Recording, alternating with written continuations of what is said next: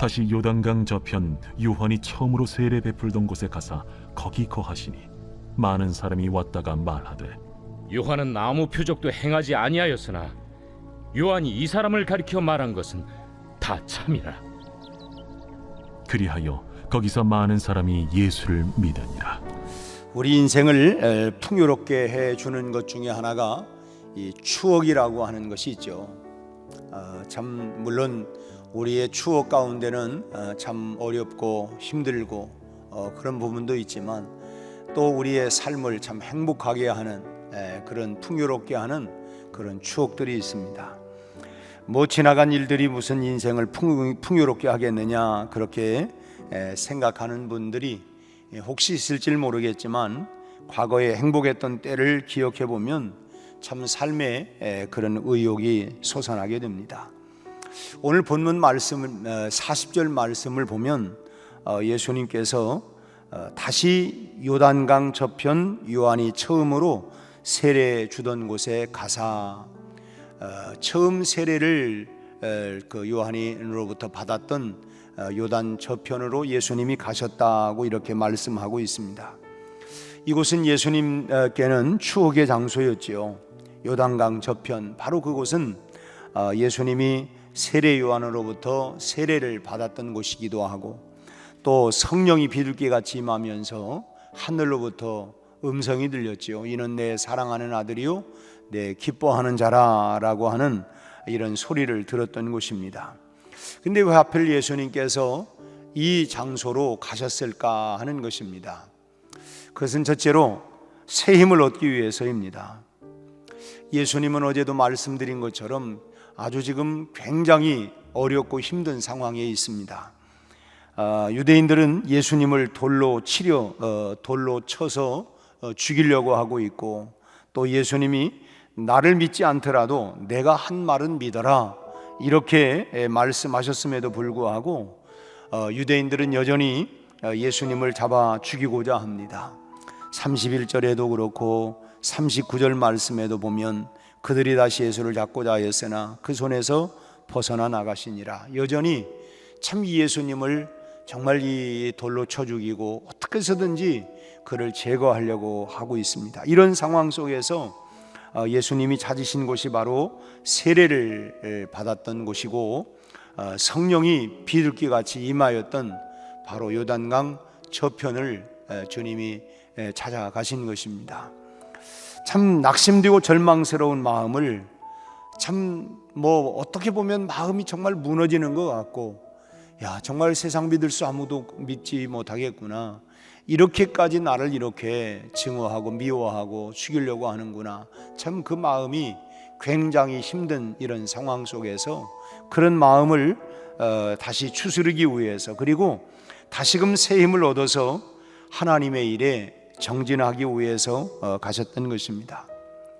우리가 일찍이 구약에서 야곱도 보면 우리 뭐 그런 찬송도 있죠. 야곱이 잠 깨어 일어난 후 돌단을 베고자 뭐 이런 찬양이 있는 것처럼 야곱도 인생에서 정말 앞이 보이지 아니하고 모든 것이 좋지 못한 그런 그 방향으로 자기 삶이 흘러가고 있을 때에 하나님의 지시를 받아서 추억의 장소 바로 베델로 돌아갑니다.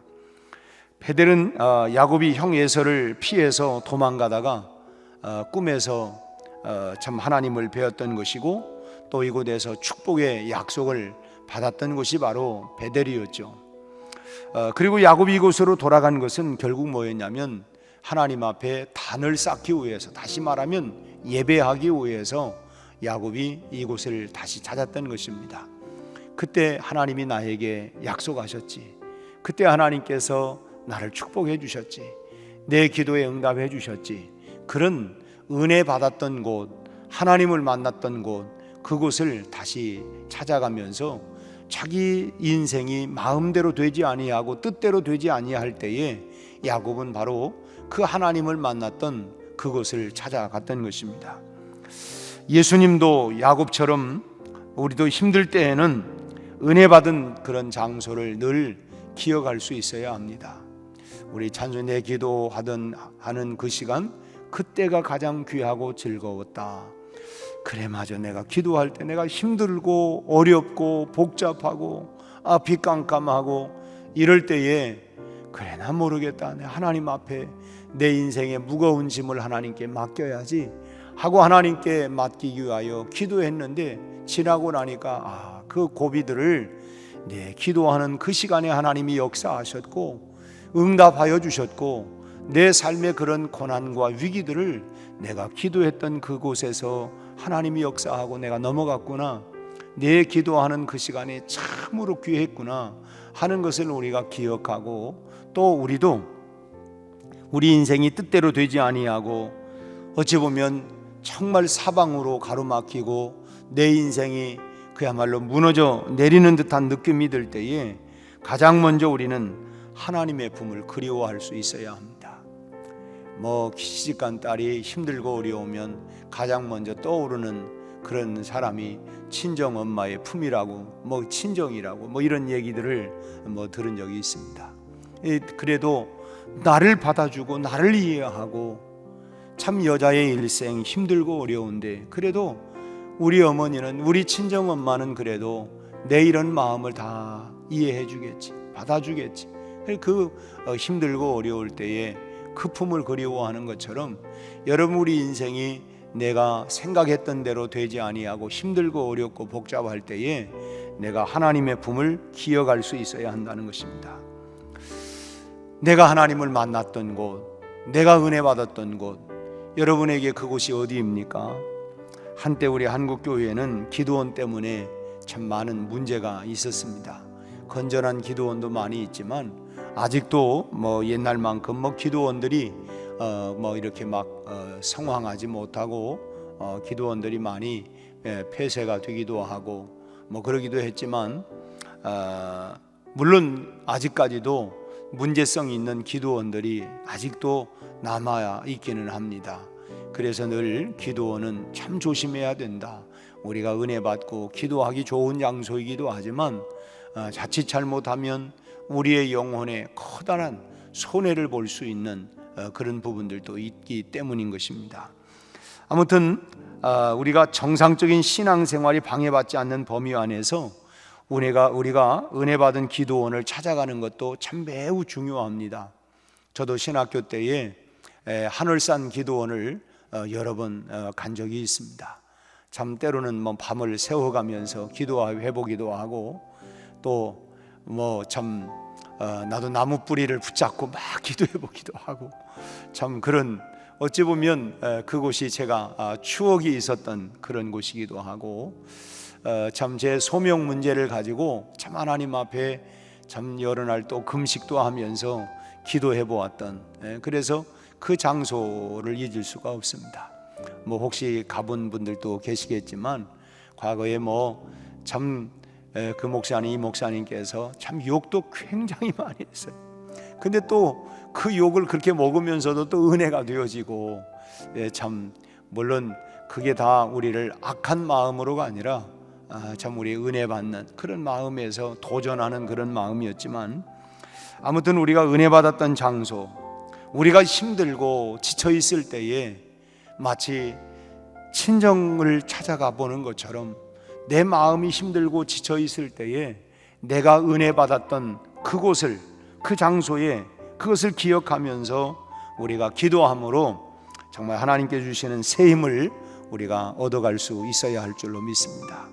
그래서 우리가 사실은 새벽마다 기도하는 것도 늘 습관을 따라 우리 주님께서 물론 한 번에 아니라 우리가 한술 한술 한 숟갈을 뜨면서 그게 우리 안에 영양이 공급이 되고 힘이 되어지는 것처럼 우리가 매일매일 내가 하나님을 만나는, 때로는 우리가 형식적인 것 같지만 그렇지 않습니다. 우리가 하나님 앞에 낱낱이 기도하고 또 우리가 정말 그 은혜를 사모하고 그 은혜 받았던 장소를 기억하면서 우리가 늘 나가는 것, 그것을 우리는 잊지 않아야 되겠다. 주님도 힘들고 지칠 때에 내가 하나님을 만났던, 아버지가 나를 불러주셨던 바로 그곳을 찾아갔던 것처럼 우리도 늘 은혜의 자리를 우리가 담대함으로 나가야 할 줄로 믿습니다. 두 번째로 예수님이 요단강 저편을 찾은 것은 구원을 베풀기 위해서였습니다. 오늘 마지막 본문 41절과 42절을 다시 한번 우리 읽겠습니다. 많은 사람이 왔다가 말하되 요한은 아무 표적도 행하지 아니하였으나 요한이 이 사람을 가리켜 말한 것은 다 참이라 하더라. 그리하여 거기서 많은 사람이 예수를 믿으니라. 많은 사람이 예수를 믿었다. 예수님은 이처럼 지금 굉장히 어려운 상황입니다. 자기가 정말 이렇게 많은 사람들이 자기를 죽이려고 이런 참 몸부림치고 있는 이런 상황 속에서 힘들고 지쳐서 지금 이곳에 찾아왔는데, 그런데도 참 당신의 본분을 잃어버리지 않고 있다고 하는 것입니다. 당신의 사역, 당신의 사명을 내가 힘들다고 어렵다고 이런 상황이 지금 그런 상황이 아니라고 피한 것이 아니라 여전히 그런 상황 환경 속에서도 당신의 사명의 모든 역할을 감당하고 있다고 하는 것입니다. 비록 지금 힘들어서 새 힘을 받기 위하여 요단강 저편으로 잠시 가셨지만은 그곳에 있는 영혼들을 버려두지 않았다고 하는 것입니다.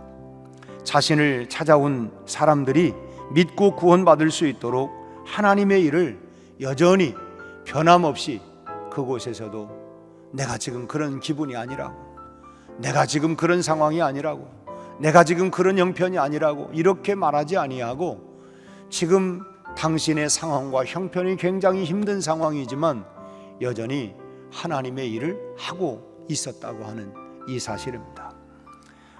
힘들다고 하나님의 일을 중단한다든지 또 내가 여러 가지 방해를, 우리가 그런 면에서 우리가 방해를, 그런 것 때문에 우리가 방해를 받아서는 안 된다고 하는 것입니다. 어렵고 힘들든지 즐겁고 편하든지 우리는 하나님의 일을 계속할 수 있어야 할 줄로 믿습니다.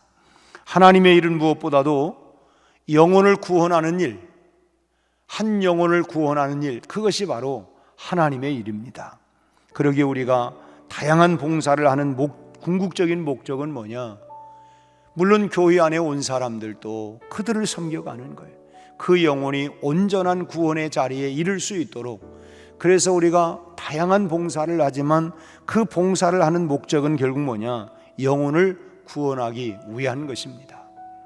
우리가 가정에서도 아직까지 믿지 아니하는 불신 그런 가족이 있다고 한다면 우리가 더 열심으로 사랑하고 섬기고 내가 더 희생적으로 하는 목적이 뭐냐?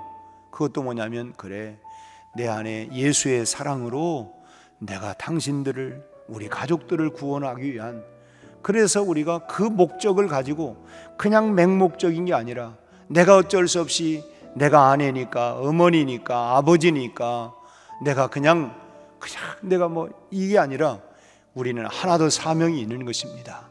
믿지 아니하는 우리 가족들에게 그리스도의 사랑을 내가 보여줘야 되겠다. 우리 어머니는, 우리 아버지는 정말 예수의 사람이구나, 하나님의 사람이구나, 그것을 내가 내 몸으로 보이기 위해서 이런 사명감, 그걸 가지고 우리가 봉사하는 것입니다. 하나님, 그것이 하나님의 일이에요. 내가 밥을 하는 것도 이게 어찌 하나님의 일이냐? 아니에요. 내가 그런 사랑과 정성, 우리 가족 구원을 위해서, 영혼 구원을 위해서 더 우리가 그런 최선을 다한다고 하면 그것도 결국 하나님의 일이 되는 것입니다. 우리가 봉사 그 자체로 끝나버린다면 봉사의 의미가 없고, 우리가 참 아무리 크고 화려한 성전을 건축한다 할지라도 그 크고 화려한 성전을 건축한 목적이 영혼 구원을 위해서, 더 많은 영혼을 구원하기 위해서 큰 그릇을 만들었다면 빈 공간이 아니라 더 많은 영혼들을 구원하기 위해서 우리가 그래서 하나님께 영광을 돌리지 못한다고 하면 성전을 건축하는 의미가 없게 되는 것입니다. 우리가 큰 그물을 준비했는데, 여러분, 그물을 준비하고 아무것도 낚지 않고 가만 놔두면 무슨 의미가 있겠습니까? 작은 그물만도 충분하지요. 그래서 우리는 그만큼 더 큰 책임과 사명이 있다고 하는 것입니다. 영혼을 구원하기 위한 목적을 가지고 우리가 봉사를 할 때 그것이 어떤 일이든 간에 그것은 바로 다 하나님의 일이 된다고 하는 사실을 여러분 기억하시기를 바랍니다. 내가 오늘 직장에 출근을 해도 직장에서 단순히 내가 내가 가지고 있는 지식과 재능을 가지고 그냥 또 그걸 통해서 내가 월급을 받기 위해서 단순히 이건 것이 아니라 내가 오늘 하나님께서 이 직장으로 나를 보냈는데 이 직장 안에서 내 삶으로 내 섬김을 통하여 내 봉사를 통하여 그걸 통해서 물론 내가 월급을 받고 하지만 그러나 남달리 더 우리가 최선을 다하면서 예수 믿는 사람은 다르구나, 저 안에 예수가 있구나, 우리가 그런 마음을 가지고 더 우리가 봉사하고 섬겨간다면 그 직장도 하나님의 일이 된다고 하는 것입니다. 가정이든 직장이든 우리가 무슨 일을 하든 우리가 그 일을 통해서 정말 영혼 구원을 위한 목적으로 그런 사명감을 가지고 한다고 하면 그것은 다 모두가 하나님의 일이라고 하는 것입니다. 우리가 하나님의 일은 기쁘고 즐거울 때만이 아니라 어렵고 힘들 때나 우리가 어느 때든지 우리가 다 형편에 맞게 우리는 하나님의 일을 할 수 있어야 된다고 하는 것입니다. 우리가 결혼할 때도 참 흥할 때나 또 쇠할 때나 건강할 때나 병들었을 때나 건강할 때만 잘하고 흥할 때만 잘하는 게 아니라 그렇지 않을지라도 다시 말하면 우리가 하나님의 일은 우리가 어느 때나 핑계하지 아니하고 예수님도 지금 요단강 저편으로 가셔서 잠시 피신하고 좀 쉼을 얻고 충전을 받기 위함이었지만 그곳에도 또 당신의 사명의 일이 있기에 여전히 그 일을 감당했던 것처럼 여러분 우리에게는 끊임없이 주님 앞에 서는 그날까지는 우리가 달려갈 길을 다 달려가고 우리의 주어진 역할과 사명을 감당해 나가야 할 줄로 믿습니다. 우리의 마음이 하나님으로부터 멀어지지 않는 한 우리가 믿음의 눈으로 보면 얼마든지 하나님의 영광을 드러낼 수 있습니다. 아무리 복잡하고 어려워도 그 상황 속에서 하나님께서 이 고난 속에서 나를 통하여 무엇을 하나님께서 요구하실까? 우리가 그 속에서 하나님의 영광을 드러낼 수가 있어요. 그러기에 우리가 핑계하지 않는 우리가 성도가 되어야 할 줄로 믿습니다.